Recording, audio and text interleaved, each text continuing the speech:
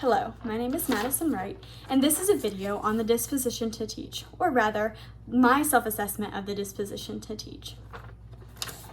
So, one of the first questions that we were posed to as GCU students or Grand Canyon University is, what dispositions do you possess that you think will make you a successful teacher?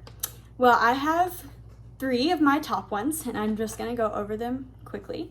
My first one is high expectations. And I say this because I have high expectations as a teacher to be able to meet the needs of my students, whether they have differing needs in the learning aspect, or they need a pencil, or whatever.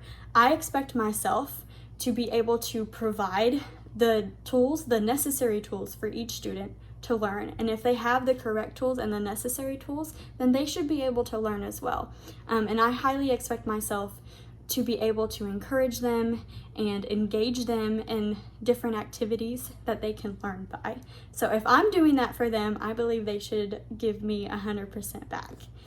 The second one is compassion. I've always genuinely loved people, and I've always genuinely loved kids, and I believe that will carry on for my students. I want to genuinely show them that I care about them, not only inside the classroom, but outside the classroom, because I believe that if they are comfortable with me as a teacher, inside the classroom and outside the classroom, then they will give me 100%. The third one that I feel very strongly about is fairness.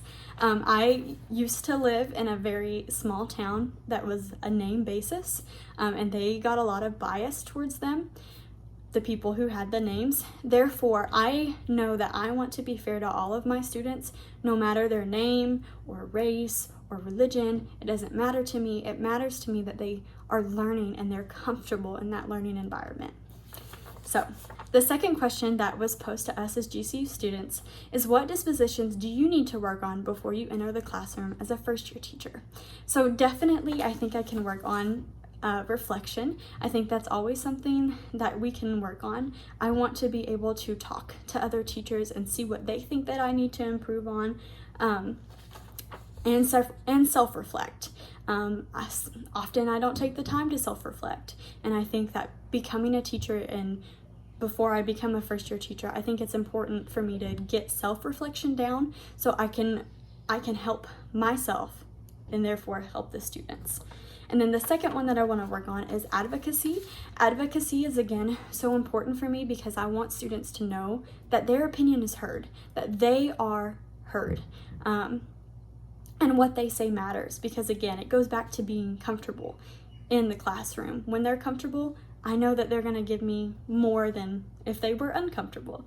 So I want to work on advocacy for my students. I've never been a very bold person, so that's something that I need to work on, is being bold in the classroom and with other teachers or with principals. Not bold in a bad way, but bold in a good way, so that I can advocate for them and not be the shy shell that I used to be, for example. Okay, and then the final question is, what quality should professional educators display? Obviously, I think professional attire is important. However, another one that I find really important as a quality is just being kind, understanding, and being a listener. I think as a teacher, it is so important to learn to listen, not only to your students, but also to parents, so you can kind of bridge that gap and show them that you care about them and you care about what they're saying.